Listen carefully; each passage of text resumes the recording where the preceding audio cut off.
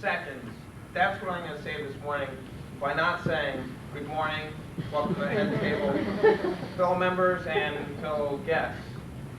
That didn't really come out right, but good morning. Good morning. I will dismiss with any outrageous opening, except to say that the theme of this morning, like the joke, a Polish airliner crashed into a graveyard. So far they've recovered 5,000 bodies. My question has to do with that theme, that these are kind of questions that I thought of. Some are dumb, some are cute, some are funny. But that's the theme, kind of silly questions. So, let us begin.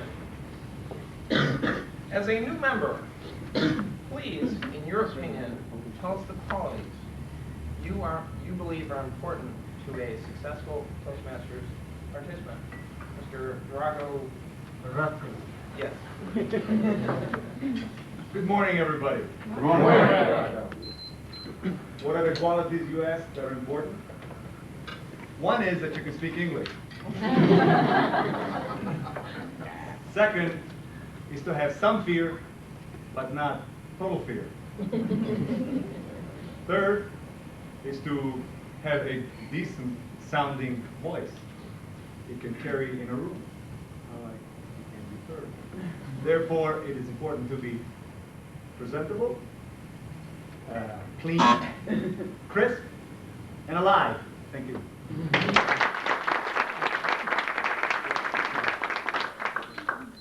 Of the three following fantasies, which would you like most to happen and why?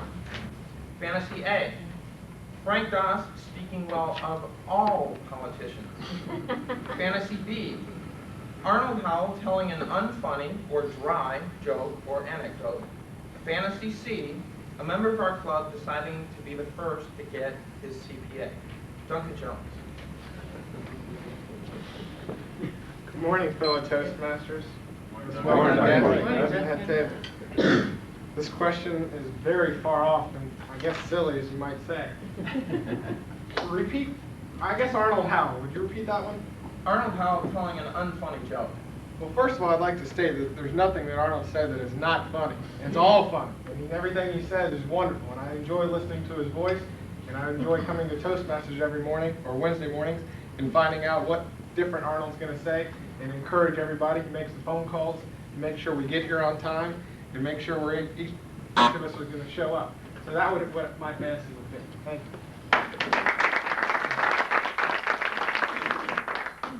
you. Use the words dang, Purdy, and Mrs. in response to the question, how did you spend Valentine's Day? Mike Black.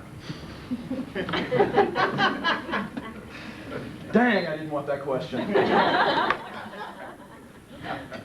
How did I spend Valentine's Day? It was pretty uneventful.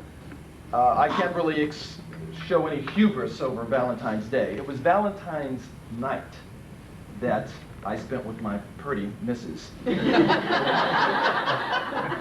It was very eventful. My wife is pregnant now, and I don't know if that has some sort of impact on their sinuses, but she snores so much. It's unbelievable. And I was awake at 12:15, just, oh my gosh. And I could see her silhouette lying next to me. She's on her back, and it was very much like a beer belly. And I started questioning my manhood, because I'm listening to this snoring as I'm lying next to this body, and I started having this wanting to nest and to nurture, and I couldn't get to sleep, so I spent the rest of the evening reading McCall's and Red Book. But I think I'll sort it all out by tomorrow. Thank you, Mr. TableTopics. Tell us about the most fun you've ever had on a family outing. Ixchell Duarte. Good morning, fellow Toastmasters, members of the head table, and our most welcome guests. Morning. I'll try a tactic this morning. I will implement pauses, so don't buzz me in the back table, please. The most fun I had in a family outing, let's see. Most of our outings were camping trips. My mom just loved to go out to nature and really rough it out. We had the tent, we didn't have a camper, and we had to cook and just rough it out. She thought it was fun. I didn't, because of course, being the only daughter, I had to help her cook and do all the cooking and cleaning for everyone at the campsite. While everyone else was jumping in the lake and swimming and playing volleyball, I was there helping my mom. So it was her sense of fun, but not mine. Thank you.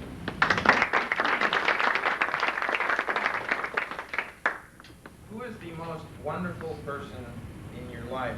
Tell us a brief story that exemplifies this. Denise Patterson. Good morning, everyone. Good morning. My life. Well, lately it has been crazy. I've had a car fire, a house fire, and was laid off all within 4 months. And there is one person that has been putting up with all of this, and that's Mr. Badgley. And I don't want to sicken you all with more of this love stuff, but if you can imagine, just last Monday, I was getting out of the shower to a smoke-filled room, and we literally had a kitchen on fire, which I tried to put out with a fire extinguisher and could not. To make a long story short, we lost our entire kitchen and smoke damage to the whole house, and Jeff was at a Rotary meeting, being the good Samaritan that he is, and we tracked him down, and he came to the house, and he looked at the rubble, and he talked to the contractor, and he said, well, we'll just redesign the kitchen this way. Meanwhile, I was in hysteria going, the rubble, everything's burned, what are we going to do? So this man has definitely been a wonderful person in my life. So, end of story.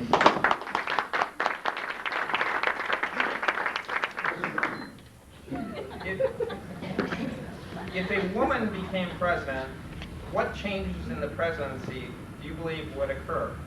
Frank Dasse. Thank you, Mr. Toastmaster. Well, the first thing, there would be an edict. I would imagine that there would be no longer any opportunity for men to call women girls. Presidential decree number 1. Subsequent to that, in the appropriate amount of hubris, who would be a good first lady? We got to think about that first. I don't know we have enough time at the moment to think about that.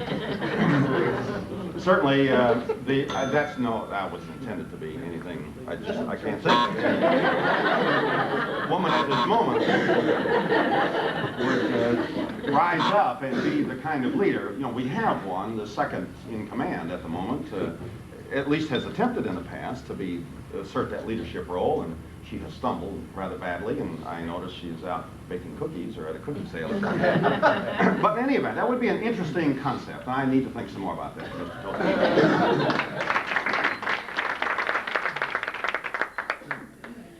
What is your technique for dealing with the dumb, ridiculous questions TableTopic masters sometimes calling you to answer? Teresa Quinn. Good morning, fellow Toastmasters, members of the head table, members of the gentlemen. Most welcome guests. Good morning, Teresa. I am very, very rusty, though. I never get to do TableTopics, thank God. And I was counting on dumb questions from you, so this is not just fine. You're doing very, very well. Your level of insult is low. I'm not recognizable. I actually forget the question. It was so dumb I forgot it. Get to the point, John. What's your technique? Well, there's a lot of techniques. There's the Paula Taylor technique, and there's the Drago technique, fear. I feel fear. Fear is a definite technique in the answering TableTopics. Paul Noonan, gorgeous voice technique. Jeff Badgley, erudite, just really lawyerly. Fabulous language skills technique. Everyone has a different technique. Mine is to avoid it at all costs.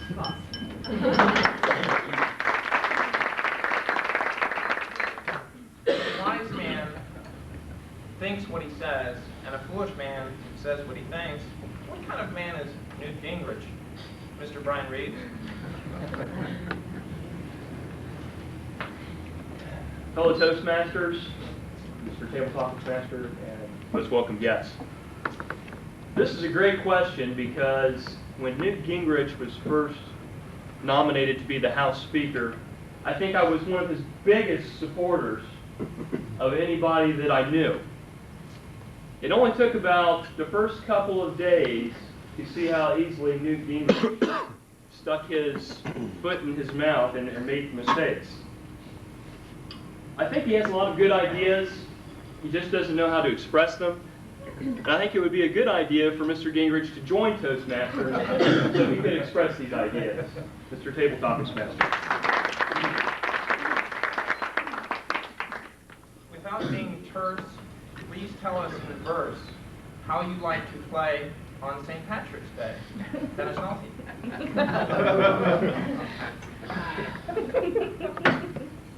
Mr. TableTopics Master, members of the Hell Table, as Teresa states, fellow Toastmasters and guests. Did you really mean that, Teresa, by the way? Did you really mean that, Freudian slip? It is with great hubris that I mention that I'm John's mentor. Haven't I done a fabulous job? But I digress. My normal answer to this question probably would have stung. So what I think I would probably do on St. Patrick's Day is go out and get drunk. But excuse me for not thinking clearly right now, because my life is a mess.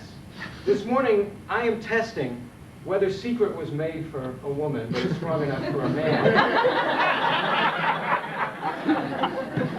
My life is disorganized because I have asked for something and I was not careful because I received it. Our house has been sold and we have a month to move.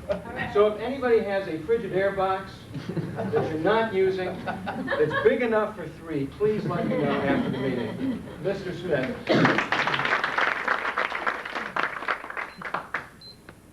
When you were a kid, was the 4th of July a big deal? Call us a favorite 4th of July story. Mr. Jed Grennan. Good morning, fellow Toastmasters, members of the head table, and most welcome guests. Good morning, Jed. Thank you, John. Listening through all these questions, every one I heard, I was in fear. This question I can answer easily. 4th of July was the greatest day every year of my entire life. It was my parents' anniversary, and we all came together for a big celebration in a small town that started at 7:30 in the morning with races, and then went to a softball game, moved on to rides and games and all the cotton candy and Coke you could possibly have, followed by probably the most neat game I've ever played. The fire station would set up 2 fire hoses, and a ball would be on a string across 2 trees. And you would fight with fire hoses to try to move the ball from one end to the other. I've never seen that anywhere else but in that small town where I grew up, and it was exciting. And then we'd end the day with fireworks, and the greatest thrill was to sit there and guess whether it was green or red or blue or whatever it was. And it was the most wonderful day of the year, and I wish it came more than once. Thank you.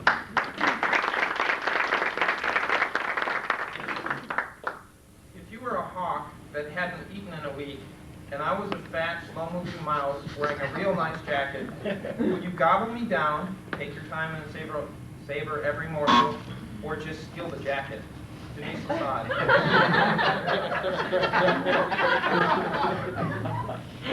Thank you, Mr. TableTopics Master, members of the head table, fellow Toastmasters, and our welcome guests.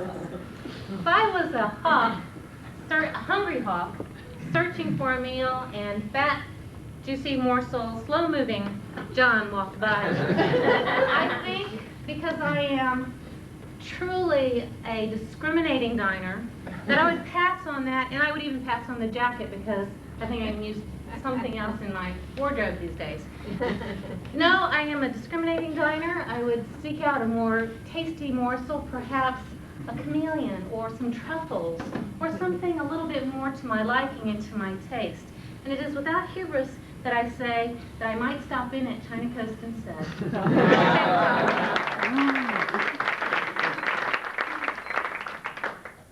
If you could play a truly outrageous prank on someone in your life besides the tabletop.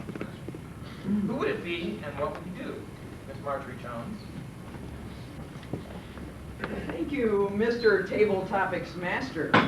If I were to do a prank, that's a good question. I would probably have to do it for my sister because she's always having pranks for me. For example, when I was a kid, I remember one time it was April Fool's Day or something, and we all went to bed, woke up the next morning, and I went to get my socks, and they were all tied in a nice big long line. And I had done the same thing to my sister. And I didn't know she did it, and she didn't know I did it. So we're always trying to do things back and forth to one another. Now, as far as what I would do specifically, that's even a better question. Right now, I would probably take her to somewhere that I'm going to think of at any moment. I haven't done this in a while either. I'm having a little trouble, Teresa. I understand what you're trying to say before about thinking of something. A practical joke. I do love practical jokes too, and I would think that I'd be able to think of something really good right at this moment. I can't think of a darn thing. But thank you anyway, Mr. TableTopics Master. What's the most romantic thing or event you planned for Valentine's Day or your anniversary? John W. Thank you, John Smith. Good morning, fellow Toastmasters, members of the head table, and most welcome guests. Good morning, John. The most romantic thing, I've been doing better the last 6 or 7 years, so I'll just tell you what I did last night for Valentine's Day. I've not always been successful on Valentine's Day in the past. My former life, my former marriage, I pretty much tried to forget about Valentine's Day. But I'm doing much better these days. Last night, I did bring a rose home to my girlfriend, and that was nice. That was greeted with a warm kiss and a hug, among other things.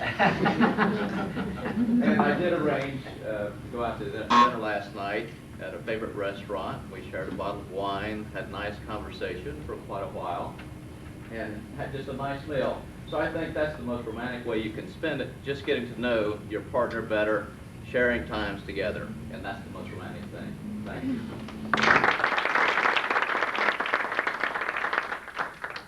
Tell us about the funniest or the most creative commercial you've seen lately. Miss Paula Taylor. Mr. TableTopics Master, good morning, fellow Toastmasters. Morning. Morning, Paula. The only commercial I think of when you ask me about commercials, and I don't know how long ago it was, but that guy, construction worker guy, who rips off his shirt. Teresa, I don't always do this. I just noticed I do this. Rips off his shirt and drinks his Coke, and all the girls are looking out and saying, Michelle has never seen that commercial, and she's dying to see it. But I am glad that I got the chance to talk to you today because I am filled with hubris. I want to tell you what I want to tell you, and that is that my daughter, who is a member of Lake Marionette's dancing team, just won the national, and I mean over 200 teams from all over the country came and competed in this, the national dance competition in high kick. They were awesome. It's going to be on TV March 10th, ESPN, so all of you tune in and see the Lake Marionette. I got to act like a mom. Yeah, go Lake Marionette!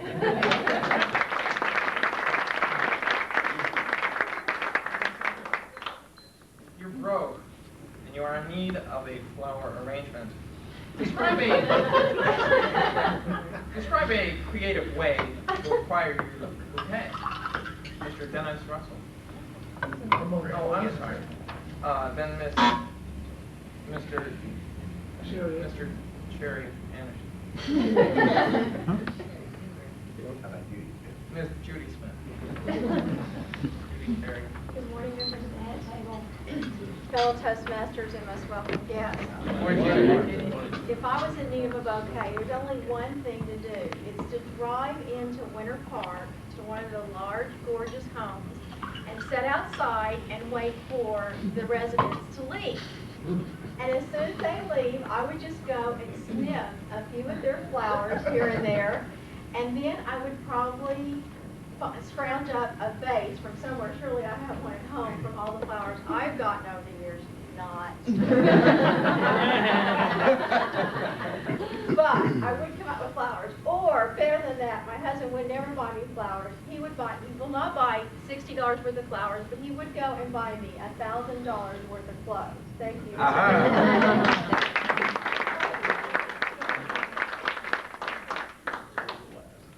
a timer's report, Mr. Falca. Everyone is eligible except for, everyone's is eligible except for Teresa Quinn, who went 1 minute and 17 seconds. Please vote for your best table topics and take a 2-minute break. Great job, John.